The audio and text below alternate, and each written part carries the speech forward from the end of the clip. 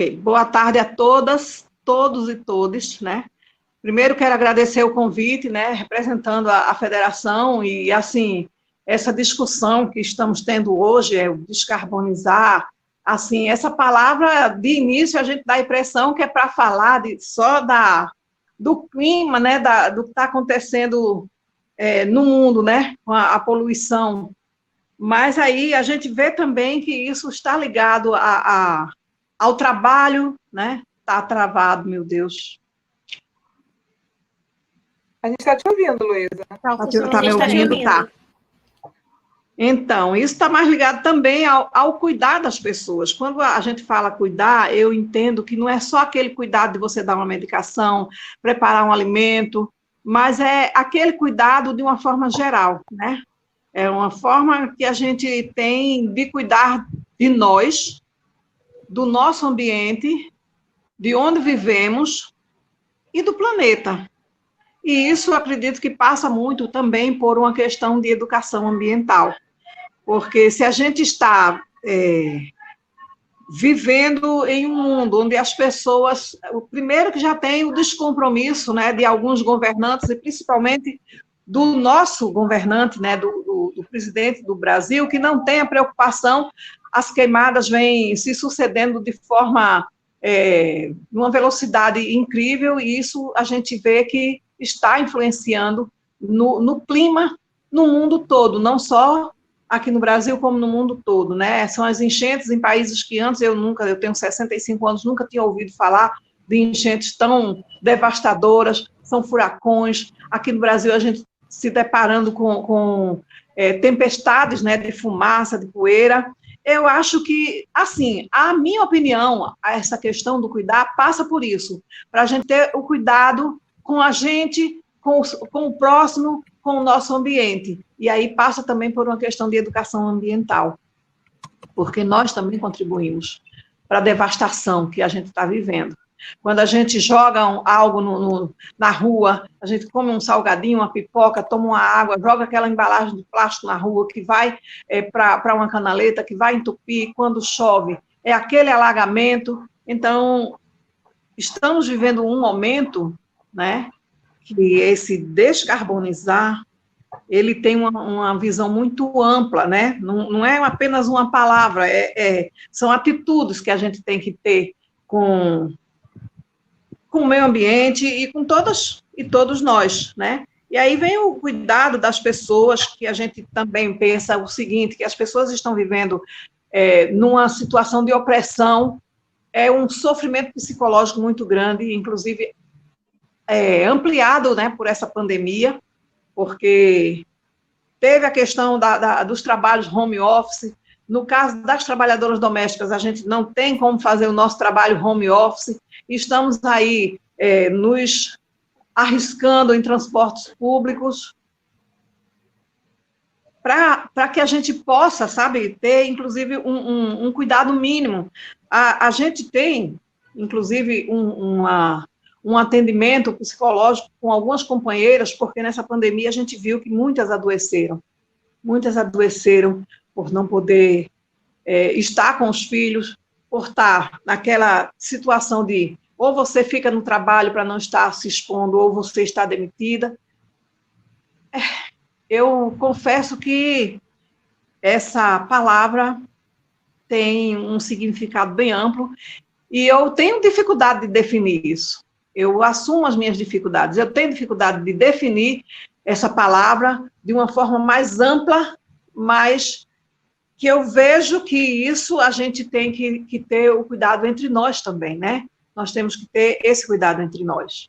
Então, eu não sei se já passou o meu tempo, né? A internet aqui parece que está meio oscilando, que eu estou vendo tudo pausado, mas é isso que eu quero dizer para vocês, que essa questão de descarbonizar é descarbonizar também as relações tensas que a gente vive no dia a dia. Não é uma coisa só ligada ao meio ambiente. É isso. Obrigada, Luísa, pelas suas palavras. Acho que respondeu exatamente o que eu estava querendo com a pergunta, né? Muito obrigada. Ludmila, pode ficar à vontade. Obrigada, Bárbara. Primeiramente, eu queria agradecer também pelo espaço saudar todas as companheiras aqui da mesa. E, bom, eu penso que nesses últimos anos, que foram muito tomados por pandemia, por vários acidentes de trabalho, por devastação, pelo aumento dessa devastação na Amazônia, principalmente, nós vimos, tudo isso mostrou urgência de reflexões que apontam alternativas para o cuidado com o trabalhador e o cuidado com a terra, realmente uma justiça ambiental, né, que é o foco dessa mesa. E eu acho que um dos principais papéis dos movimentos sociais nessa questão é denunciar os crimes ambientais do capital, tanto brasileiro como internacional, está cometendo contra a natureza, contra os recursos naturais do Brasil. Isso é notório no mundo todo. E agora, em tempos dessa crise sanitária, que também é uma crise social, e não deixa de ser uma crise no capitalismo, o capital corre e avança para os bens comuns da natureza, né?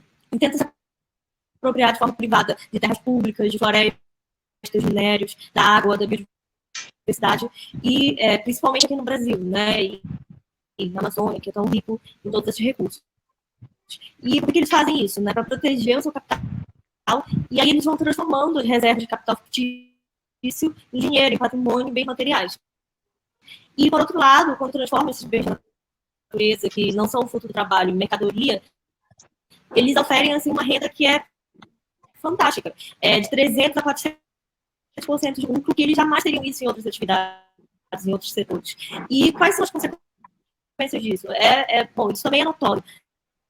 São os crimes ambientais, é a destruição das florestas, é a destruição da biodiversidade pelo uso de agrotóxicos e outros componentes químicos, exportação da madeira, exploração do garimpo, e quem é que paga a conta? São justamente os indígenas, ribeirinhos, quilombolas, e todo o povo, de forma geral, também que é afetado pelas mudanças climáticas. Na minha pesquisa de mestrado, e agora também no doutorado, eu estudei o assentamento 26 de março do MST, que fica no Arabá.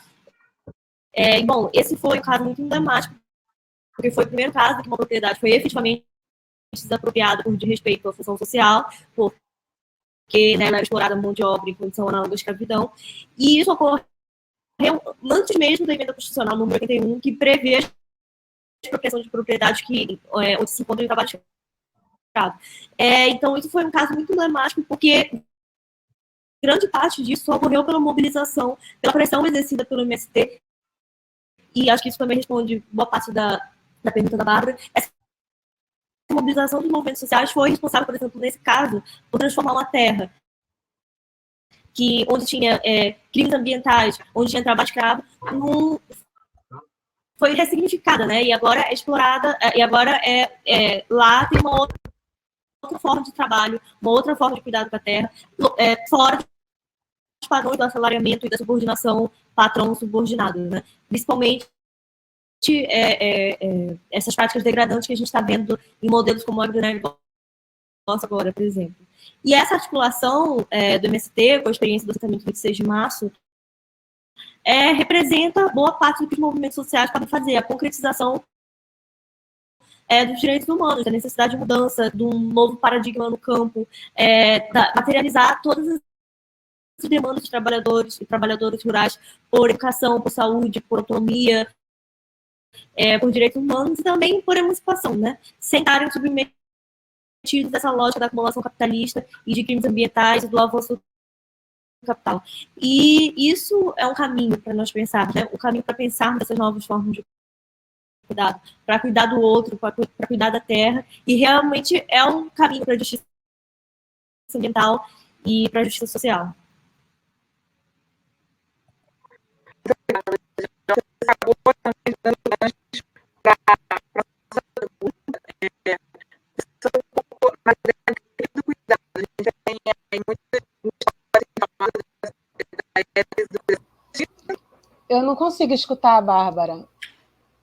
Tá, a gente não consegue te ouvir, Bárbara.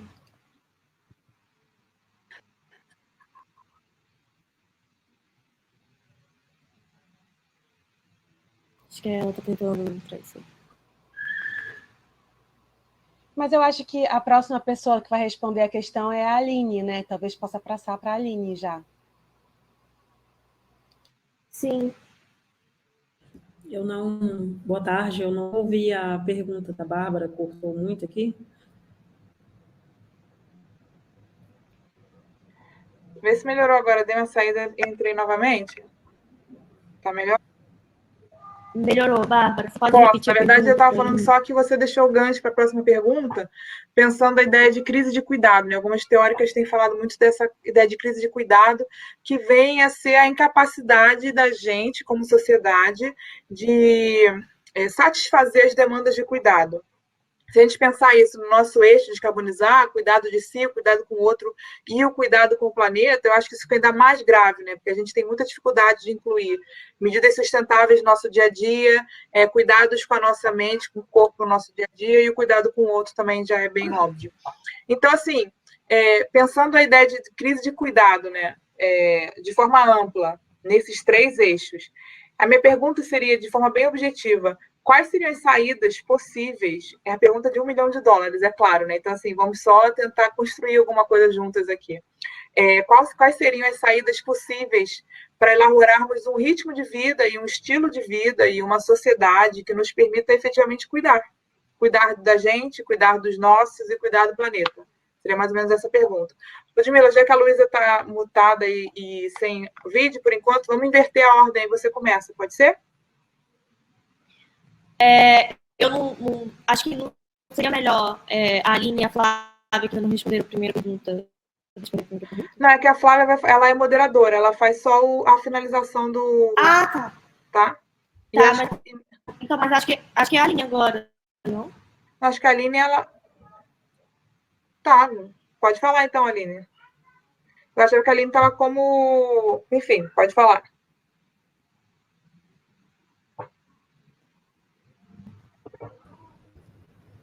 Boa tarde, Bárbara. Eu estou aqui stand-by, eu faço o que vocês mandarem fazer. Eu vou aproveitar o gancho aí da apresentação, belíssima apresentação e fala da Ludmila e da dona Luísa, agradecendo o convite.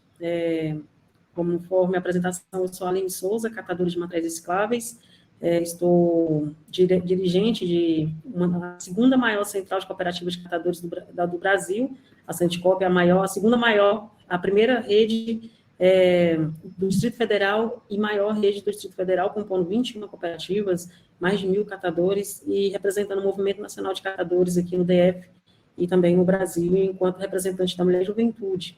E aí eu quero agradecer o convite desde já, importantíssimo debate, uma metodologia digital, um canal importantíssimo para discutir numa ampliada, numa instância de fórum.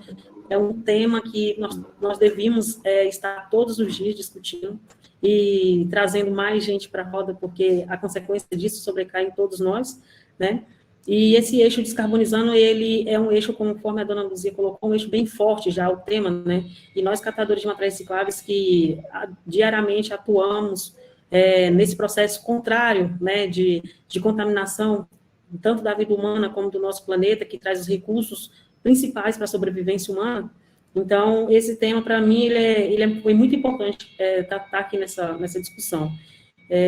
Cuidado de si, pensando no catador, lembrando que dos 800 mil catadores que é estimativa que existem no país trabalhando, 60% são mulheres catadoras, como eu, né? Então, a gente está sempre em último lugar. No lidar, o nosso trabalho, a nossa metodologia sempre está voltada à sobrevivência. Então, essa atividade econômica que nós exercemos por meio das nossas cooperativas aqui no Brasil, ela tem muito viés de sobrevivência, né, e também ambiental. A gente sempre trabalha muito nessa questão. E aí a gente sempre fica cuidando de tudo e menos cuidando da gente. E aí entra o próximo, né, a gente cuida muito do outro, e sem saber. O nosso trabalho diariamente de retornar para a cadeia produtiva milhares de toneladas de materiais recicláveis e minimizando aí a extração da matéria virgem, isso faz com que a gente, automaticamente, garanta futuras gerações com uma qualidade de vida melhor, menos pior do que estaria se nosso trabalho não tivesse sido exercido. Então, a gente cuida mais do outro, e do outro do presente, e do outro do futuro, através do nosso trabalho, dessas milhares de mulheres e homens que trabalham arduamente para sobreviver e, como resultado, tem esse ganho maior aí para a sociedade. E cuidando do planeta, né? Porque se hoje, no Brasil, nós ainda temos 3 mil lixões a céu aberto para ser fechado, mesmo com a política, né, de 10 anos aí, como exemplo, e ainda nós temos 3 mil lixões a ser fechado, isso só não está pior por conta dos catadores. Isso só não está pior, a qualidade de vida humana, o nosso mundo, ele só não está pior devido aos milhares de catadores que tem, não só no Brasil, mas no mundo todo. E aí é isso, o cuidar do planeta significa que aquele produto que se tornou símbolo de trabalho e renda, ele deixou de estar contaminando nossos rios, nossos oceanos, nossos lagos, criar enchentes, estar em áreas criando déficit para saneamento básico, e ir para o aterro sanitário, né, que é o que mais existe, né, os resíduos, que provedores aí, considerado como bem econômico na política nacional de resíduos, eles são destinados aí a sua grande parte para os aterros sanitários. Ou seja, se paga muito hoje para aterrar, ao invés de investir em geração de trabalho e renda. E aí esse cuidado do planeta é o nosso foco, é o nosso princípio, né? A gente se cuida, a gente se mantém também com o nosso planeta. E tudo que a gente faz está muito ligado à questão da sustentabilidade. A sustentabilidade o nosso trabalho, ele não está voltado apenas ao resíduo, mas o nosso trabalho ele reflete em outros setores da vivência, né, da sociedade, do comportamento da sociedade. E isso entra no que a Luzia colocou, que é a questão da educação ambiental. O nosso trabalho, ele é difícil, mas ele poderia ser melhorado muito com a adesão dos consumidores primários. Então, a população, se ela tivesse a consciência de que tirar alguns segundos para ter uma mudança de hábito, que não é fácil, concordo, mas enquanto a gente não pensar que, na sua casa, enquanto você não pensar que tiver 2 lixeiras, separar o resíduo seco e o resíduo molhado, que isso vai ajudar bastante, se a gente não continuar pensando dessa forma, lá na frente, todo mundo vai pagar a conta. E vai pagar a conta não é só quem está hoje vivo, é quem vai vir a viver, né? Então, a educação ambiental é o cerne do negócio. Encerrar esses lixões também é uma das questões importantíssimas. E estruturar o setor. O setor da reciclagem precisa ser estruturado para a gente pensar no cuidado em si do geral. E também, quando trata da questão da educação ambiental, de mudar hábitos da sociedade, a gente tem que fazer a nossa parte, que é a gestão compartilhada. A gente tem que implantar as coletas seletivas, a gente tem que trazer uma mudança de hábito, mas também trazer mecanismos para que essa mudança seja efetiva e factível, né? Então, essa questão da educação ambiental é importantíssima para a gente. E o equilíbrio, a gente também precisa, se não falar de descarbonizar, não citar a questão do equilíbrio ambiental e o equilíbrio no consumo industrial, não tem muito sentido, né? Então, a gente precisa trabalhar o equilíbrio no consumo industrial na fabricação de novos produtos, né? Precisa se a gente devolver milhares de embalagens para a cadeia produtiva, precisa se consumir menos resina da matéria extrativista, da matéria virgem. Então, tem que ter um equilíbrio muito mais favorável à matéria já aproveitada, já consumida. E a qualidade de vida, ela está muito em si, na questão da responsabilidade compartilhada em tudo que a gente faz. E é um tema extremamente importante, tem que ser discutido muito, e parabenizo a Bárbara, né, parabenizo a Flávia, a Ludmila, Luísa, que estão aqui trazendo esse rico debate aí, e importantíssimo para a sociedade. Muito obrigada.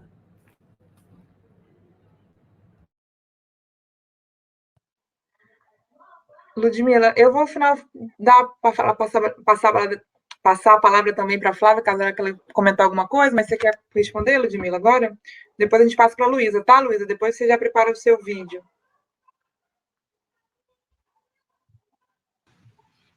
Já para a próxima pergunta, Bárbara? Não, tem essa pergunta. Ou em relação ao que a Aline colocou? Não, então, eu pensei em fazer esse bloco, todo mundo responde essa terceira pergunta, e depois eu vou fazer as perguntas a partir da fala de vocês, não é melhor assim?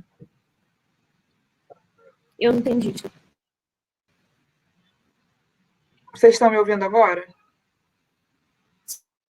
Sim. Então, a gente pode responder essa segunda pergunta, todo mundo responde essa segunda pergunta, e depois a gente faz uns blocos com as perguntas a partir das falas de vocês. Mas é que essa segunda pergunta, Luísa e Ludmila ainda não responderam.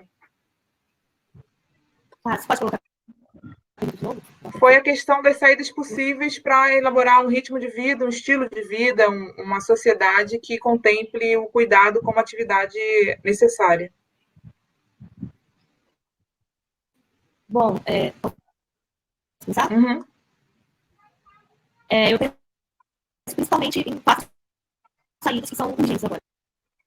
A primeira é que são necessárias medidas duras mesmo do Estado para proteger a natureza e para impedir a privatização de recursos naturais e outros assuntos predatórios, né? Então, campanhas de desmatamento zero e campanhas de políticas públicas de proteção ambiental, para mim, duras, mas são muito necessárias. Saindo um pouco, né, da esfera do Estado, nós já dando como exemplo, em relação à primeira pergunta que a Bárbara fez, em relação ao papel de movimentos sociais. Então, por exemplo, o MST agora lançou o Plano Nacional Fantástico de Alimentos Saudáveis. Camila, o seu áudio está também cortando, eu acho. Para preservar o ambiente, a biodiversidade e cuidar com os agroecossistemas, né? Então, já envolve também o cuidado. E, principalmente, perpetuar a vida no planeta. E também dar à Terra a segunda medida seria dar à Terra uma função social, né? Que seria através da própria reforma agrária.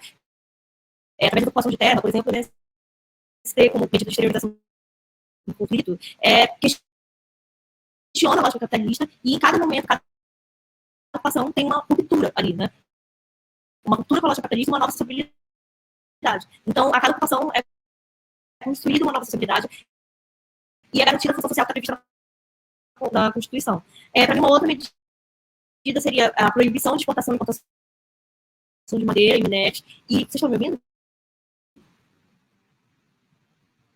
Assim, e também a garantia da água como um bem de todos, né? Que não pode ser uma mercadoria. Então, também faz parte do Plano Nacional Plantar Árvores e Alimentos Saudáveis, medidas de recuperação florestal que possa reconstituir nas nascentes de água, por exemplo, assentados no assentamento do Rio Vermelho, lá no Pará, que é no município de Santa Bárbara, estão fazendo projetos de reflorestamento através de sistemas agroflorestais para consorciar a produção de alimento com a recuperação da floresta.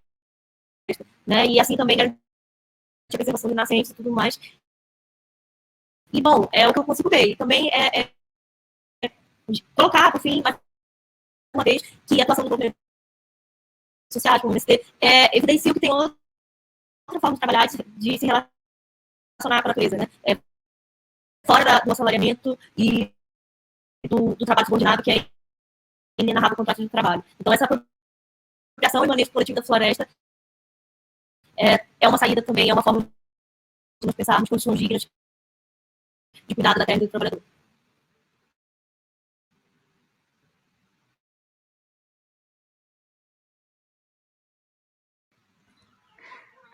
Oi, gente, me ouve? Eu caí, mas já voltei. Ótimo. Luísa, agora é você respondendo essa pergunta sobre as saídas possíveis, a partir dessa sua ótica de sindicato, emprego doméstico. Será que a Luísa nos ouve? Você está com o microfone no mudo, tá, Luísa? Agora a gente ouviu. Tá desligando, desligando. Agora tá ligado.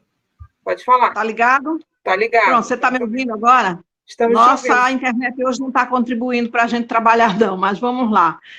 Partindo dessa questão, né, de perspectiva, eu acho que, como eu falei em educação ambiental, eu acho que essa educação ambiental, ela tem que ser uma coisa ampla, não é uma coisa que vai se aprender só numa sala de aula, não é algo que você vai aprender num determinado espaço. Acho que isso tinha que ser feito campanhas permanentes, né? O governo federal ter essa responsabilidade de fazer campanhas permanentes, orientando. Isso também, essa questão da educação ambiental, deve constar na grade, né, de disciplinas das salas de aula, para as crianças já crescer aprendendo, inclusive, a separar, né, o lixo orgânico do lixo que pode ser reciclado. Eu moro numa comunidade, gente, eu estou me referindo a mim, porque eu vejo aqui o quanto a educação ambiental faz falta. Por quê? Como eu estou envolvida nessa questão do sindicato, tudinho, eu tenho uma outra visão, né, do que a gente pode fazer para contribuir com o meio ambiente. Mas aqui, eu moro numa comunidade que tem coleta de lixo diariamente, de segunda a sábado, mesmo nos dias feriados, mas se for um dia de semana, passa a coleta do lixo. E aí o que eu vejo é, muitas vezes as pessoas não botam o lixo no carro, na hora que o carro vai passar, e bota depois. Aí os cachorros espalham para tudo quanto é lugar. Aqui perto de onde eu moro tem um rio, onde as pessoas jogam desde animais mortos até sofá velho. Então, como é que a gente pode ter um mundo? Como é que a gente pode ter a comunidade, partindo, né, da minha comunidade? Como podemos ter? Isso é educação ambiental. O Grupo Espaço Mulher está fazendo isso com as mulheres da comunidade, né? Quando tem reunião, fala nessa questão ambiental. A gente já está começando a separar o nosso lixo aqui. Algumas mulheres, né, que escuta, que acha que isso não é besteira, né? Porque muitas vezes a gente vai falar sobre isso. Ah, isso é besteira. Nunca teve essa besteira de separar lixo, porque vai ter isso agora. Então, é uma coisa que já tinha que vir logo da escola, lá, sabe? Desde que a criancinha começa a frequentar a escola, ter essa preocupação de estar numa sala de aula, de estar na disciplina do meio ambiente, ensinar as crianças a proteger o meio ambiente. Porque se não começa a fazer um trabalho que já deveria ter sido começado a fazer há uns 20 anos atrás, se não começa a fazer isso agora, com certeza, daqui a 20, 30 anos, a devastação vai estar bem maior. Então, a gente tem que ver isso e parabenizar a Aline, a fala dela foi incrível, né? Quando ela tem essa consciência ambiental, quando ela trouxe dados, eu até anotei aqui, cerca de 800 mil catadores recicláveis, onde fala também que a maioria é mulher, e aí a gente se coloca enquanto mulher para ver que nós, mulheres, a gente sempre tem uma preocupação maior. E por que isso? Porque, além de estar atrelado à questão do cuidar, porque uma criança ela tem um problema respiratório, muitas vezes isso tem a ver com a poluição do lugar onde a gente vive. Mas quando aquela criança está doente, quem é que cuida da criança? É a mulher, é a mãe, né? Então, nós mulheres absorvemos melhor essa situação e absorvemos melhor essa questão de dizer nós temos responsabilidade sobre o meio ambiente. Mas isso tinha que estar uma coisa mais comprometida, sabe? Tinha que envolver a sociedade, no modo geral, né? A sociedade, independente de cor, de classe social. Porque já vi muita gente dirigindo Mercedes e jogando a garrafinha de água, baixar o vidro assim, jogar a garrafinha de água, o copinho da água mineral que tomou, né, que comprou e tomou, pela janela. Então, é uma coisa que tem que ser nas salas de aula, o governo federal ter esse compromisso, né, de fazer uma campanha orientando as pessoas para separar o lixo e a gente absorver como é que eu digo, essas atitudes, né?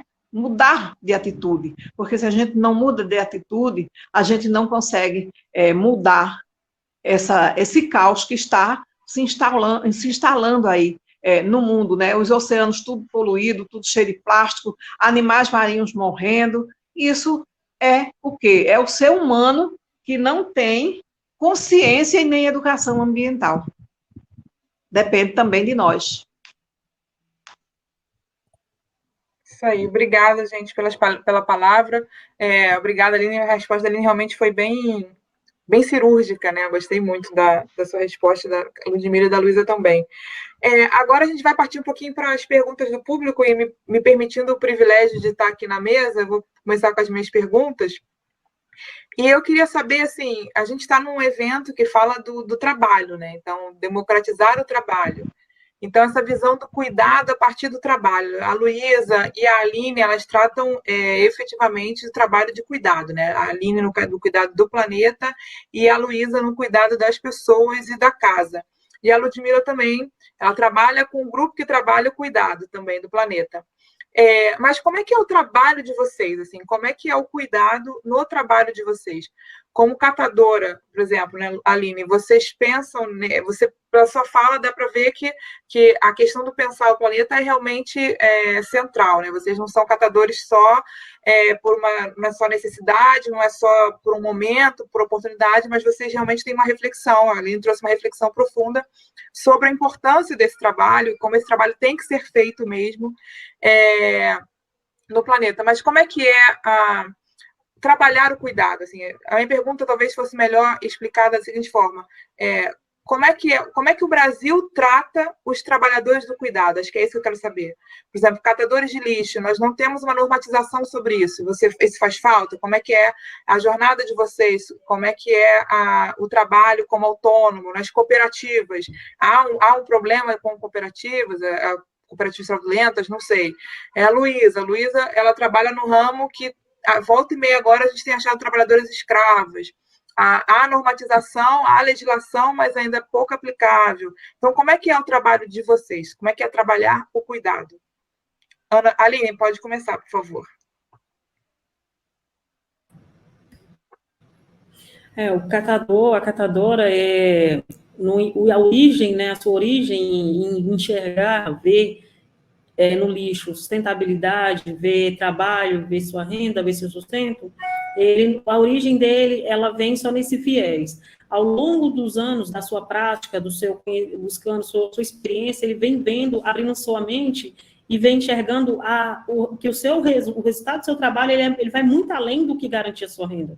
Ele tem essas consequências nessas outras cadeias, que aí tem a questão ambiental, social e econômica.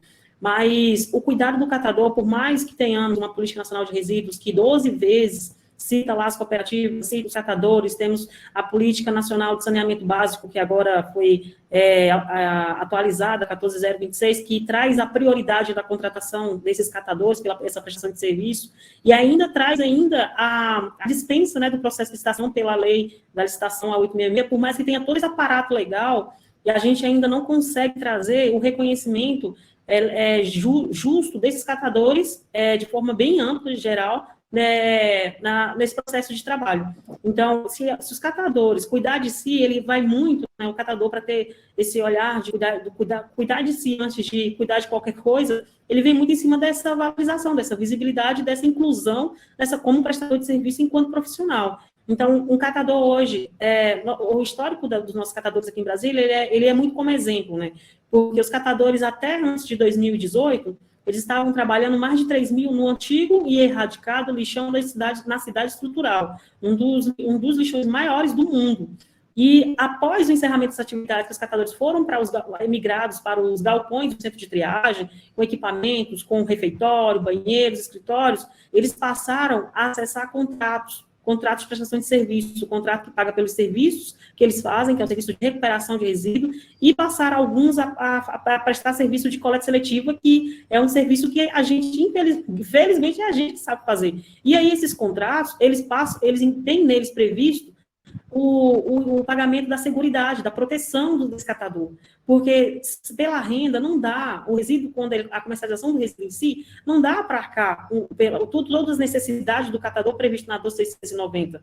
Então, a contratação, sim, lá a gente consegue pagar agora. O catador que estava no lixão, trabalhando 3 décadas, sujeito a todos os riscos de insalubridade, periculosidade e risco de vida, hoje ele está aqui num galpão, mesmo com sua vida, né, diminuída, sua expectativa de vida diminuída devido a todos esses anos expostos a esse tipo de trabalho, hoje ele consegue ter seu INSS pago, ele consegue, hoje já temos catador assegurado, encostado por conta desse trabalho, reconhecido através desse contrato. Então, toda essa questão do direito do catador, de acessar, de pensar em si, da saúde, da educação, da cultura, da inserção, da valorização na sociedade, está muito ligada ainda a essa questão da valorização na prestação de serviço. Infelizmente, porque o fato em si, só da pessoa escolher ser o que quer ser, qualquer profissão, ela já deveria ser reconhecida, ainda mais a gente que tem leis, que é reconhecido pela CBO, e é um trabalho que, fora essa questão econômica e de trabalho, é um trabalho extremamente valioso para a sociedade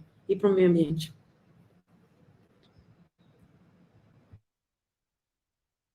Obrigada, Aline. Luísa, se você quiser falar um pouquinho sobre como é que é o cuidado dos trabalhadores de cuidado. Bem, o Eu vou deixar cuidado sem dos vídeo por trabalhadores. enquanto, porque eu estou com a internet ruim. Aí a internet fica melhor se segurar o vídeo. Pois é, o trabalho, né, de cuidados, né, como eu falei antes, nessa pandemia a gente viu que teve companheiras que quase surta, né? Então a gente tem que começar a cuidar. Mas aí teve, no início da pergunta, como o Brasil trata os trabalhadores que têm o cuidado de cuidar. Eu vejo que, tanto na questão dos catadores de recicláveis, como na questão do trabalho doméstico, existe ainda muito preconceito e discriminação. Por quê? Porque quem está numa cooperativa de recicláveis, né, pelo menos já tem uma dignidade garantida, como a companheira Aline aí falou. Mas aqueles que ficam catando nas ruas, sem estar, assim, agregado numa cooperativa, esses, geralmente, as pessoas olham como se eles tivessem uma doença contagiosa. Muitas vezes nem quer chegar perto. Aqui em Recife eu presencio cada cena que fica revoltada. Mas, indo para a minha categoria, também existe preconceito e discriminação. Porque mesmo o trabalho doméstico, ele sendo tão importante para que outras categorias se organizem, né?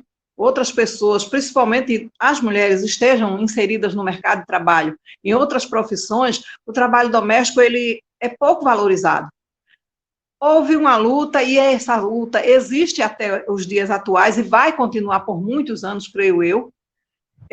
A gente conseguiu direitos, mas a gente conseguiu também que as pessoas, né, protegidas pela Constituição, a residência é inviolável. E a trabalhadora doméstica, ela está trabalhando dentro de uma residência isolada, e ela está suscetível a vários tipos de violência. Violência física, violência psicológica, violência sexual.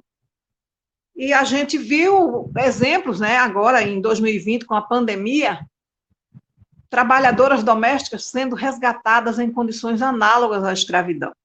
Nem todo trabalho, né, nem todas as vezes que a trabalhadora está trabalhando, por exemplo, ela está sem carteira assinada, isso aí é um desrespeito à lei, não é análogo à escravidão. Mas se ela tem a liberdade de ir e vir cerceada, se ela não recebe salário, se ela está dormindo em condições, num lugar insalubre, né? Muitas vezes as domésticas permanecem na residência, principalmente aquelas que cuidam de outras pessoas. Então, elas dormem no local de trabalho, e aquele local de trabalho, ele não está adequado, né, para que aquela pessoa fique lá. Geralmente é um quartinho pequeno, cheio de material de limpeza, abafado, ela está num ambiente insalubre, né, e muitas vezes ela quer sair, você não pode, você tem que ficar porque você cuida de fulano, ela tem a liberdade dela cerceada. No caso agora dessa menina lá da Bahia, a Rayana, ela sofreu violências físicas, e outras, antes dela, também tinham sofrido. E só foi denunciado porque a Rayane, numa atitude de desespero, ela se jogou do terceiro andar, senão aquela empregadora, a Melina, ia continuar agredindo as trabalhadoras que chegassem na casa dela. Então, isso é trabalho análogo à escravidão. E isso se deve ao quê? Ao preconceito. Por quê? Porque a maioria é mulher, porque é um trabalho que ele veio diretamente, é um trabalho da época ainda da escravidão, mas que é um trabalho necessário, né? E é um trabalho invisibilizado. Muitas vezes a mulher, ela não está no mercado de trabalho, mas ela está em casa, organizando a casa, cuidando dos filhos, cuidando do marido, administrando o que ele consegue botar, né, o dinheiro que ele consegue botar dentro de casa, administrando para que aquelas compras deem o mês todo.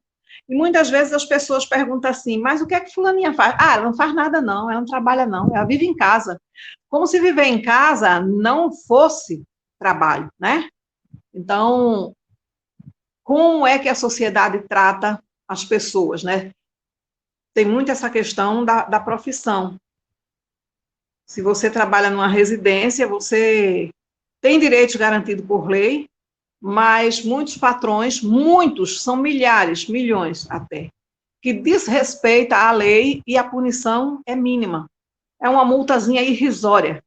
Do mesmo jeito quem trabalha com recicláveis, como a Aline colocou, já tem CBO, parabéns, eu nem sabia. Depois, se você puder me passar em off, Aline, o CBO dos catadores de recicláveis. Aqui em Recife, uma cidade grande como essa, tem apenas 3 cooperativas que a prefeitura organizou para que os catadores de recicláveis tenham uma certa dignidade. Então, quando a gente fala no trabalho do cuidar, eu acho que a gente, primeiro, não tem que ver a pessoa pela profissão que exerce, e sim pelo fato de ser um ser humano, e tratar aquela pessoa com dignidade, independente da profissão, independente da cor, da classe social. Quando a sociedade passar a ver as pessoas de uma forma igual, fulaninho é igual a mim, ele só tem mais dinheiro do que eu, né?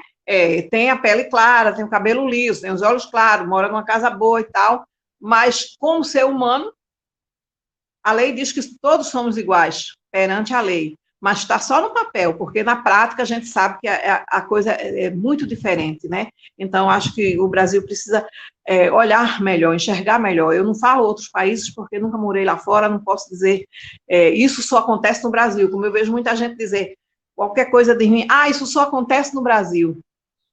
Eu não sei, porque eu nunca saí do meu país, a não ser a trabalho, assim, indo e voltando, bate e volta. Mas, pela vivência, né, do meu tempo que eu trabalhava em casa de família, né, e pelo tempo que eu estou no movimento sindical, são 12 anos, eu acho que a sociedade precisa melhorar muito, né, melhorar muito, que esse trabalho do cuidado, ele não seja apenas aquele trabalho remunerado, mas aquele cuidado que as pessoas devem ter umas com as outras, em todas as situações. É isso. Obrigada, Luísa. Ludmila, fica à vontade. Obrigada, Bárbara. Primeiro eu queria perguntar se meu áudio está ok, se as minhas respostas anteriormente foram ouvidas, porque senão eu posso repetir, mas acho que foi, né? Ou não?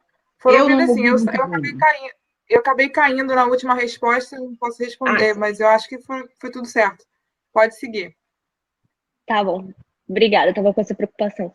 Então, eu respondendo essa última pergunta da Bárbara, eu penso que, eu sou advogada do Movimento de Trabalhadores Rurais Sem Terra, como a Bárbara apresentou, então eu trabalho com o movimento de trabalhadores rurais que cuidam do planeta, né?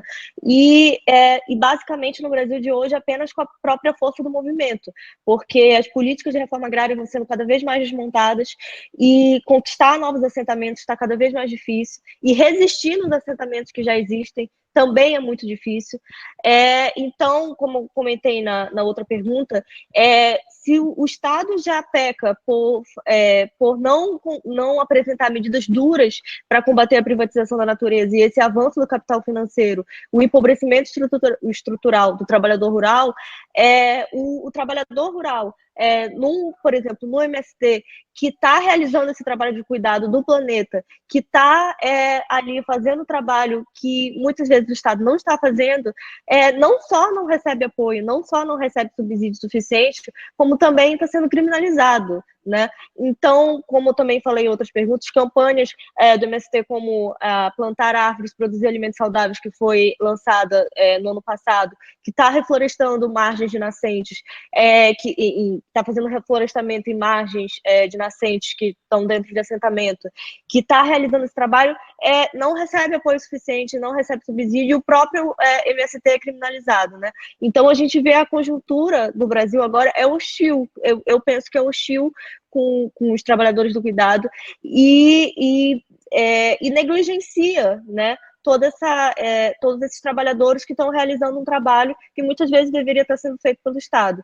Então, resistir nesse trabalho e ser respeitado enquanto movimento, enquanto trabalhador de cuidado, para mim, é cada vez mais complicado na conjuntura atual do Brasil. Muito obrigada, Ludmila. A minha câmera está aberta, não sei porque não está aparecendo o meu vídeo, mas eu juro que a câmera está aberta. A minha também. Eu acho que a Ludmila resumiu bem, né? Assim, como é que o Brasil trata os trabalhadores de cuidado? é hostil, o tratamento é hostil e com negligência. Acho que, infelizmente, é o que nós temos, o quadro atual é um pouco esse. E aí, a Aline acabou já respondendo pelo chat, né? A Ana Virgínia perguntou sobre a organização dos catadores em cooperativas, se a opinião da Aline se é uma coisa boa ou não, mas você pode aproveitar para responder para todo mundo essa pergunta, mas eu queria saber um pouquinho também como é que é a organização como movimento social dos catadores. Por exemplo, a Luísa está organizada em sindicato. Existe o sindicato dos catadores? Você acha importante ter o sindicato? Haveria um papel e um espaço para o sindicato entre os catadores? Agora a pergunta específica para a Aline. Extremamente importante. Respondendo à Ana Virgínia, infelizmente nós não temos políticas públicas no Brasil que consiga enxergar o catador autônomo, o catador avulso, enquanto prestador de serviço, enquanto em questão de estruturar. Não consegue se alugar, um exemplo aqui, um galpão para colocar um catador. Então, muitas dessas questões estrutural, de questão de estrutura, não se consegue muito incluir o catador de forma autônoma. E até questão de contratação vai para a pessoa jurídica, né? Então, por isso que os catadores autônomos, eles ficam à margem da, sim, cooperativa, está pior, de catador autônomo está mais pior ainda, porque a gente não consegue incluir eles no processo. Então, meramente por conta disso, de ausência de políticas públicas. E aí, sobrecai a questão de políticas de assistência social. E como a gente trata de uma questão totalmente diferente, que é trabalho, é emprego, não, é uma coisa, outra coisa, né? Então, se a gente está querendo defender melhores condições de trabalho, então tem que ser uma política que garanta que inclua um processo de trabalho. E aí, por isso que eu tentei explicar essa pergunta para a Ana. E sobre a nossa estrutura, né, nossas instituições, nós somos organizados em cooperativas, né, singulares. As cooperativas singulares se organizam a partir de 3 singulares e formam a cooperativa de segundo grau, que é a rede, a qual eu presido, né, formam as redes. As redes, elas são organizadas elas são associadas à União Nacional das Cooperativas e Associações, que é a Unicatadores, né, que é a guarda-chuva maior dessas organizações menores. E nós somos legitimados e atuantes no Movimento Nacional de Catadores, né, que é o nosso movimento que está aqui atrás da nossa bandeira. O sindicato, ele se torna extremamente importante, que é a questão mais formal, né, a questão mais... uma forma de você conseguir ainda regularizar mais ainda os processos dessas instituições no que tange a questão da atividade econômica. Eu acredito que seria importante. E a gente está trabalhando também para isso, Bárbara. A gente está discutindo essa questão da constituição de sindicatos. Apesar que eu gostaria de fazer um complemento, que pela 5764, que é a lei que rege as cooperativas, existem, dentro delas, cita a OCB, né, que é a Organização das Cooperativas Brasileiras. Então, todas as cooperativas, elas devem ser registradas na OCB, e aí a OCB tem seus sindicatos estaduais. Específico, acredito que os catadores deveriam ter, sim, para isso. Obrigada, Aline. Para a Luísa, e aí a Luísa também falou um ponto interessante na fala dela, que é a origem do trabalho doméstico, que muita gente atribui a um resquício da escravidão no Brasil. Eu, particularmente, apesar de concordar com essa origem, eu acho que nós temos que dotar o trabalho doméstico de um novo significado, um significado que viabiliza de diversas maneiras a integração também de outros grupos sociais no mercado de trabalho. Eu acho que o problema do empregado doméstico, da empregada doméstica, não é o emprego doméstico. O problema é as violações aos direitos dos empregados domésticos e, às vezes, também a falta de direitos, né? Falta de normatização. É a discriminação, é a negligência, como vocês bem falaram. E aí, minha pergunta para a Luísa é a seguinte, você concorda com como vou dizer, essa amarração, né, que as pessoas fazem do emprego doméstico com essa origem na escravidão, ou você acha também, como eu, que que tem que ser dado um novo significado? Qual a sua opinião sobre isso? Porque isso eu acho que determina um pouco o valor do empregado doméstico na nossa sociedade, né? O que você acha disso? Bem, eu concordo com as duas as duas falas que foram feitas, porque a gente não pode negar que o trabalho doméstico, ele é, sim, um resquício da escravidão. Prova disso é que muitas pessoas ainda hoje acham que pode dispor, né, da vida, digamos assim, da trabalhadora doméstica, como os casos que está sendo descoberto aí de condições análogas à escravidão, que também existe em outras categorias de trabalhadores, né? E no trabalho doméstico, mesmo tendo leis, como eu falei anteriormente, tem, mas não é respeitada como deveria, né? Porque lei a pessoa não descumpre, pelo menos as pessoas pobres, se descumprir uma lei é punido. Mas uma pessoa classe média que descumpre a lei de não registrar, a punição é uma multa, então é praticamente nenhuma. Aí, eu concordo quando eu falo isso, mas eu concordo também que hoje a gente já tem essa perspectiva de mostrar o valor social do trabalho doméstico. A gente tem mostrado isso, né? Tanto é que a luta não é só para conquistar direitos, a luta também é para dar visibilidade e para mostrar que o trabalho doméstico, mesmo ele estando, em sua maioria, as trabalhadoras serem mulheres negras, muitas não sabem sequer assinar o próprio nome, mas ele tem um valor social muito grande, né? As mulheres, há 30, 40 anos atrás, a participação das mulheres no mercado de trabalho, em empresas, como engenheiras, advogadas, há 40 anos atrás já existia, mas a participação era bem menor, né? Era muito tímida em relação ao que a gente tem hoje em dia. E hoje, a mulher, geralmente, ela está inserida no mercado de trabalho em N profissões. Ela pode até chegar em casa e fazer alguma tarefa doméstica, mas imagine essa mulher chega em casa cansada, e aí ela encontra a casa dela organizada, a comida pronta, né? Ela vai só se servir, ou, muitas vezes, dependendo do poder aquisitivo, pagar hora extra para a trabalhadora ficar até um pouco mais tarde e servir o jantar.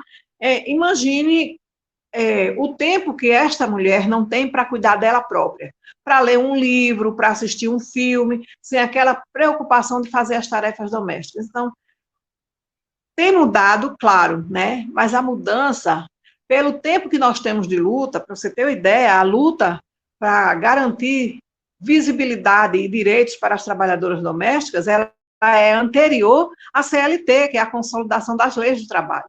Então, a gente vem buscando, eu já peguei essa luta muitíssimo bem encaminhada, estou só dando continuidade, futuramente outras virão, né? Eu estou na FENATRAD, mas as dirigentes sindicais, a gente está sempre, em nossos estados, a gente está sempre fazendo essa fala de mostrar para a sociedade o valor do nosso trabalho, né? Tirar essas pessoas da invisibilidade, que a gente já trabalha isolada. Então, as duas alternativas que você colocou está correta. É um trabalho que, sim, ele é uma herança da escravidão. Ele, desde aquele período da escravidão, as amas, né, que cuidava das sinhás, né, que trabalhavam na casa grande, são as trabalhadoras domésticas de hoje. A diferença é que, naquele período, elas eram escravizadas, né? Ela era mulher negra escravizada, né, que ninguém nasceu escravo. Nós fomos traficados, né, o povo negro foi traficado da África para aqui, com a força de trabalho, gerar riqueza para o homem branco. Mas nós somos escravizados, descendentes de escravizados. Eu mesma não sou descendente de escravo. Eu falei isso uma vez e a companheira me alertou, a Creuza Oliveira, me alertou, que nós não nascemos escravos, nós nascemos escravizados. O povo negro que veio de além África, traficado, foram escravizados. Então, a gente busca desconstruir isso e ambas as alternativas estão certas. E eu ainda quero colocar alguma coisa sobre o meio ambiente, né? Que é a questão dos agrotóxicos. A gente come uma comida, a gente chega num supermercado, são frutas e verduras, legumes bonitos, né? Chama a atenção. Mas o trabalhador rural, né, o trabalhador que está lá na agricultura, não a agricultura familiar, mas no agronegócio, ele está lá exposto, sabe, a todas as intempéries do tempo, mas também a produtos tóxicos, né, cancerígenos, e isso também deveria ser dar um basta nessa quantidade de agrotóxicos liberados, né, para que o trabalhador ele sofra menos danos, né, com a aplicação desses produtos nas lavouras. Sei que saiu um pouquinho do meu eixo, que é o trabalho doméstico, mas eu não podia deixar falar sobre essa questão dos agrotóxicos, que, além de prejudicar o trabalhador, ainda nos envenena, sabe, bem lentamente, quando a gente se alimenta desses alimentos que são cultivados com tanto veneno. Obrigada. Obrigada, Luísa. Eu quero pedir desculpas mais uma vez pelos vídeos. Eu acho que Ai, está cortando, Bárbara, está cortando tua voz. A internet hoje está brigando com a gente. Continua cortando assim.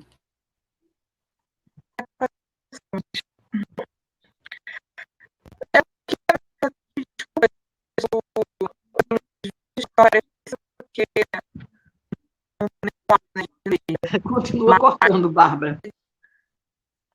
Talvez, se você desligar a tua câmera, pode ser que melhore. E às vezes, quando eu estou em alguma atividade, eu desligo a câmera para melhorar, né, para não sobrecarregar a internet.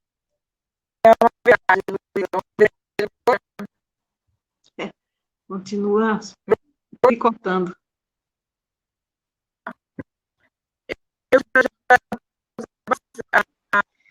Continua picotando. Entrar e fala, sair, Bárbara, o meu som melhorou quando eu entrei e saí.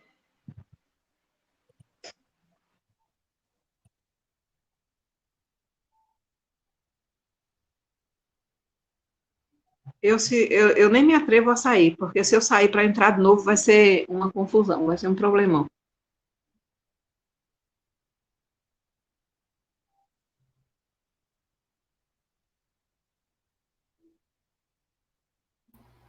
Vamos aguardar, então, um minutinho para ver se a Bárbara volta. Isso.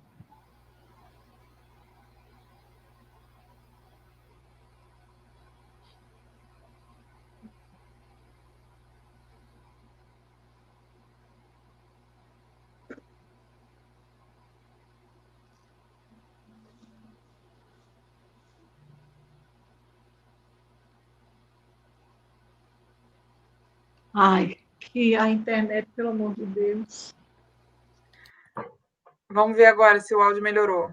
Tá ótimo agora. Melhorou. Tá ótimo. Eu queria pedir desculpas pelo vídeo, eu acho que tá realmente muito pesada a internet, não só a minha, mas a de várias pessoas, né? E queria pedir desculpas ao público pelo vídeo que está só na tela aí da foto.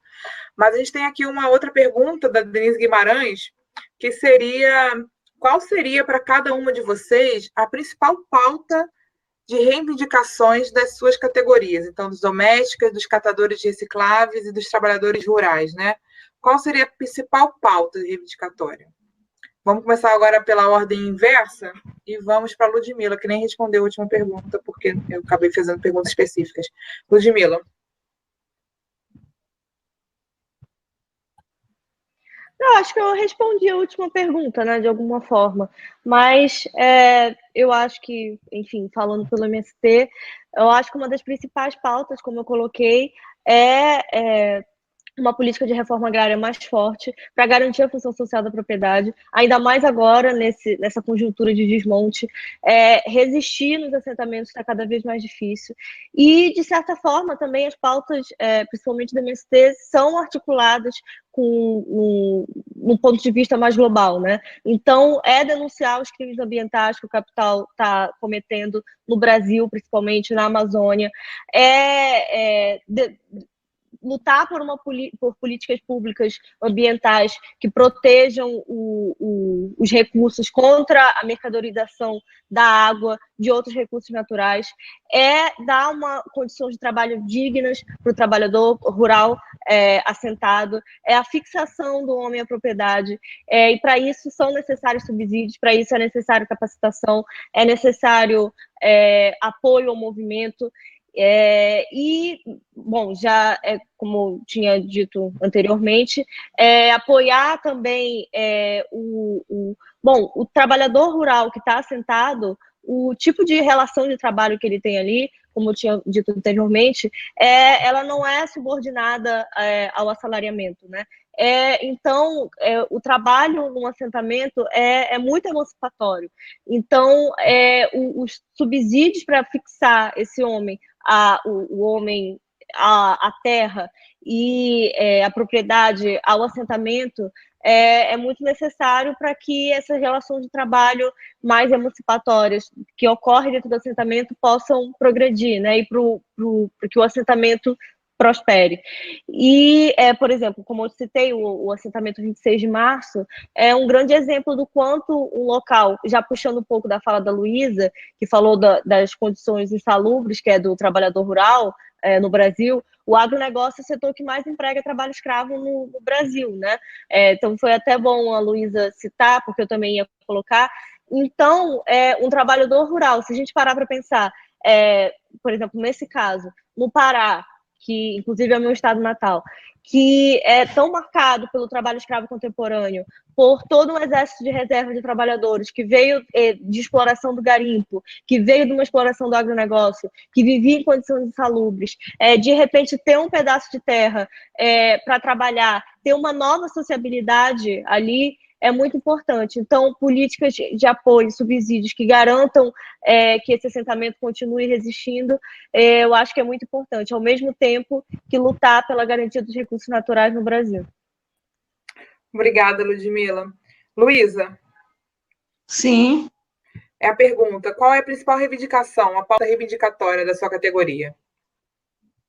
Bem, a maior reivindicação da nossa categoria é: a luta foi feita, os direitos conquistados, que a sociedade respeite, né, garanta os nossos direitos e que as relações de trabalho, elas sejam repensadas, que as trabalhadoras domésticas, elas não sejam vistas apenas como uma pessoa que está ali para realizar aquelas tarefas e que, por isso, ela tem muitas patroas, a gente recebe trabalhadoras no sindicato que chegam, às vezes, chorando, porque a patroa, quando chega de noite em casa, se ela tem um problema lá fora, ela desconta em cima da trabalhadora, então ela não quer saber se aquela mulher vai sofrer, vai passar por um sofrimento mental, se isso vai afetar a autoestima da trabalhadora. A gente também reivindica um tratamento digno, sabe? Um tratamento respeitoso, porque sempre a trabalhadora ela tem que respeitar, ela não pode, se ela responde alguma coisa, ela é vista como uma pessoa insubordinada, e não é bem assim. Muitas vezes a pessoa está cansada de só ouvir, muitas vezes reclamação sem fundamento, e aí é um sonho, acho que é um sonho nosso, mas na realidade é uma reivindicação, que as relações de trabalho elas sejam mais humanizadas, né? Além de respeitar os nossos direitos. E que no futuro a gente possa ter orgulho, porque eu mesma tenho, né? Eu trabalhei 26 anos numa casa e eu fui tratada com respeito, apesar de que em casas anteriores eu fui muito humilhada, mas a última, onde eu me aposentei, passei 26 anos, eu fui tratada com respeito. Então, acho que a reivindicação da categoria é garantir os direitos conquistados em lei e ter uma relação de trabalho, uma relação digna, né? Um tratamento digno, respeitoso. Obrigada, Luísa. Aline. Eu concordo em grau e número e gênero com o que minhas companheiras colocaram, a valorização, a garantia da implementação das políticas públicas, o reconhecimento do direito desses trabalhadores e trabalhadoras, no nosso caso dos catadores, o reconhecimento dos catadores enquanto prestadores de serviços, inclusão dos catadores no processo de fechamentos e erradicações dos lixões, e implantação da coleta seletiva para que a gente consiga ter um Brasil mais sustentável e ambientalmente falando, e mais educativo. E é isso, as reivindicações nossas, se eu for falar aqui, eu vou ficar a noite toda falando, mas as principais são essa, a preocupação mesmo do catador enquanto trabalhador e do meio ambiente. Muito obrigada, Aline, obrigada, Luiz e Ludmila, pelas respostas, pelo tempo. Eu queria agradecer mais uma vez o convite para participar desse evento, para coordenar essa mesa. Apesar das dificuldades técnicas, acho que a gente conseguiu levar até o final. E aí, para encerrar, eu vou passar a palavra para a Flávia, que ela tem as palavrinhas aí de encerramento para a gente. Obrigada. Eu gostaria só, desculpa, Bárbara, eu gostaria de acrescentar uma coisa também que a gente vem reivindicando, que é creche e escola de tempo integral, para que os nossos filhos tenham onde ficar no momento que a gente esteja trabalhando. Obrigada. Obrigada, Luísa. Bem, gente, boa tarde. Espero que estejam me escutando bem. Qualquer coisa podem me interromper. Foi realmente um prazer participar dessa mesa, escutar tanto a Luísa quanto a Aline, a Bárbara, a Ludmila. Cada uma trouxe uma perspectiva bem importante e que a gente tem de temas que precisam ser falados, né, aqui hoje no nosso evento, nessa mesa sobre descarbonizar e a questão do cuidado. Eu também estou terminando um doutorado agora em Direito e eu sempre pesquisei direito socioambiental, no caso, no mestrado eu pesquisei o caso de Belo Monte, e recentemente eu fiz uma pesquisa sobre as mulheres atingidas por Belo Monte. E aí, refletindo sobre o que vocês trouxeram hoje aqui, pensando também nesse local da mulher, né, e a questão do cuidado, eu acho que eu tenho algumas reflexões para falar, assim. Principalmente que, hoje em dia, a gente tem falado de uma perspectiva que chama corpo, território e terra, que é uma perspectiva que trata a violência, a violação dos direitos humanos de uma forma que ela não afeta, no caso das pessoas que são atingidas por grandes empreendimentos, né, como o caso de Belo Monte, como tantos outros casos, né, que a gente tem no Brasil inteiro, de casos de grandes projetos que foram implementados sem processos de decisão amplos, né? Geralmente são feitas as decisões em portas fechadas, em Brasília, e as pessoas que são afetadas pouco têm, né, geralmente até mesmo não recebem medidas compensatórias. E eu acho interessante trazer essa perspectiva do corpo, território, terra, para pensar que, e principalmente a questão da justiça ambiental, que quando a gente sofre uma violação, essa violação não afeta só o território, mas afeta também o nosso corpo e afeta a terra, né? Então eu acho que conecta tudo que a gente está falando hoje. E lembrando que a Luísa falou da questão do cuidado de si com o planeta, que passa pela educação ambiental, a questão da denúncia, a importância da denúncia, né? E também como para muitas pessoas o cuidado com a terra é uma questão de sobrevivência, que a Aline trouxe mais cedo. Eu acho interessante pensar também que a gente vive num país que é muito voltado para uma política de desenvolvimento que é muito predatória, né? Que a gente sabe, como a Ludmila trouxe, que as pessoas que trabalham com cuidado sofrem hostilidades, né? É muito voltado para um grande capital, para a grande indústria, para a mineração, para o agronegócio. E quando a gente fala da grande indústria, num país de periferia, que é como o Brasil, né? A gente sempre está falando que existe uma desigualdade, tanto de poder, quanto também da geopolítica de proveitos e rejeitos, né? Que é que alguns estão enriquecendo, enquanto outros estão só tendo esses direitos violados, e a gente fica, às vezes, sufocado, né? Por tantas notícias ruins e sem saber como resistir, né? A esse contexto de tantas violações. E eu acho que é importante resgatar de novo a questão da mulher, e principalmente pensando, né, que estamos aqui numa mesa que somos 5 mulheres, que, quando eu penso no caso de Belo Monte, também, a maior parte das lideranças também são mulheres. E é interessante pensar, né, que as mulheres, que são essas pessoas que sofrem mais violações, porque elas estão nesse local do cuidado, elas são as pessoas que também, em geral, né, vão passar por situação de maior medo, de preocupação com as transformações que suas famílias vão viver, né, quando acontece um grande projeto. E é interessante que também as mulheres estão nesse papel de liderança, né? Que a gente também tem essa agência, e mesmo sofrendo a criminalização, violência, discriminação dentro das nossas comunidades, eu fico muito feliz de estar nessa mesa com pesquisadoras e lideranças que estão tentando também trazer a diferença para as suas vidas e para a comunidade, né? E só para finalizar a nossa mesa, assim, eu também eu acho que é importante a gente falou muito também da questão, acho que a gente falou muito da questão individual, né, e também de pensar como que as pessoas deveriam mudar a consciência, né, com relação tanto ao trabalho doméstico, quanto também ao cuidado, à educação ambiental. Mas eu acho que é importante a gente falar do papel das indústrias, das corporações, e da importância que a gente precisa de ter mecanismos e a efetividade, né, desses mecanismos de responsabilizar essas indústrias que violam o meio ambiente, que poluem, que usam agrotóxicos e que trazem tantos danos às comunidades, né? E aí, de novo, a gente resgata esse lugar da denúncia, mas também a gente tem que pensar no lugar da pressão, né? E também da esperança, eu acho, né? Da esperança de que a gente tem aí, vai ter novos horizontes, né? Talvez de novas conjunturas, e que a gente está se organizando, né? A gente está organizada aqui hoje, e acho que todos esses momentos são momentos que a gente está sempre se fortalecendo para pensar realmente na construção desse novo horizonte, um horizonte que tenha subsídio para o trabalhador rural, que acabe com os lixões, como a Aline falou, que o trabalhador doméstico tenha realmente garantido seus direitos. Então, eu acho que eu quero finalizar com essa reflexão só da gente sempre manter esse cuidado com a gente também, né, nesse papel de trabalhadoras, que nós somos trabalhadores, né, por direitos humanos, defensores de direitos humanos, e manter a esperança, né, desse horizonte de novas oportunidades que vão acontecer, né, a gente está lutando por isso.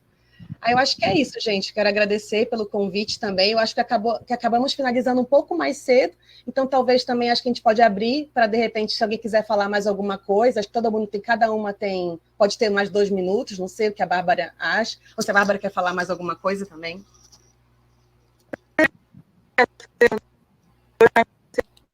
Opa, está cortando a tua voz, Bárbara.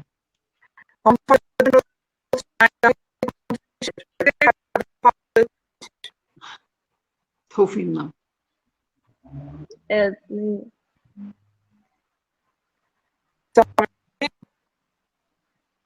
Acho que melhor tentar entrar e sair, Bárbara. Olha, sair e entra. Sair e entrar de novo. Pode ser que melhore.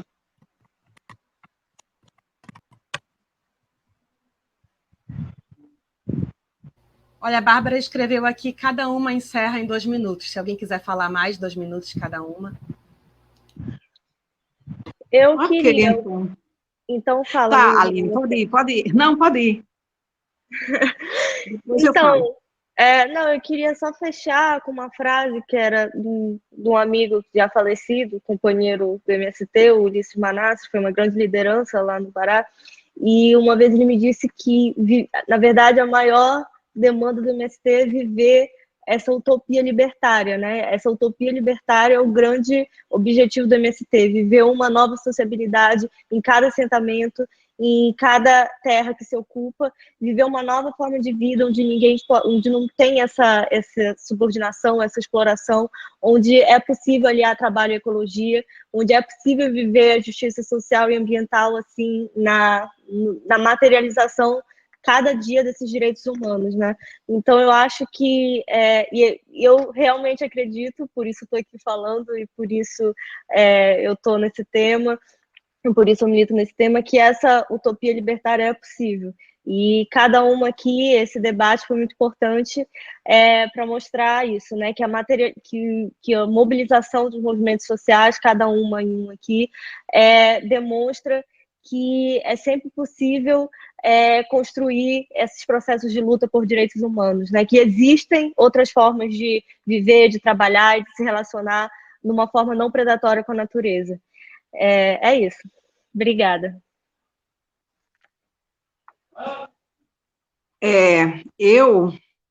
O sonho mesmo da categoria Além de Direitos e uma boa relação de trabalho é que a gente possa ter políticas públicas, né, para que os nossos filhos, a gente saiba trabalhar com tranquilidade. Quando ele estiver na idade de estar numa creche e a mãe ir trabalhar com tranquilidade. Estiver na idade escolar, ter escola de tempo integral para que a mãe possa sair para trabalhar com tranquilidade, para que a gente não fique na preocupação, onde será que meu filho está? Onde será com quem será que ele está andando? Porque dentro de uma escola, pelo menos, a gente sabe que só é crianças da mesma faixa etária, mas fora dali, onde será que está? Para que outras mães, né, muitas outras mães, principalmente trabalhadoras domésticas, que não percam os filhos para a violência, né, que existe nas periferias. Esse também é um sonho que a gente, maioria das mulheres negras, trabalhadoras domésticas ou não, mulheres de periferia tem, que não venha a chorar a morte de um filho, uma morte prematura, perder o filho para a violência. Essa também é um sonho nosso. Então, políticas públicas, creche, escola de tempo integral, já. Muito obrigada pela oportunidade, e desculpe, né, a minha dificuldade com a internet, viu, Bárbara? Eu fico grata pelo apoio, a ajuda que você me deu, né? Eu nunca tinha estado numa situação de não conseguir me inscrever, mas foi muito importante você ter me dado esse apoio, porque eu pude participar desse debate tão rico, conhecer pessoas que estão comprometidas, né? Nós mulheres, a gente está sempre comprometida com o trabalho do cuidar, né? E isso também é descarbonizar as mentes e o meio ambiente e a gente descarbonizar as relações pessoais pesadas, né? Descarbonizar a violência. Obrigada.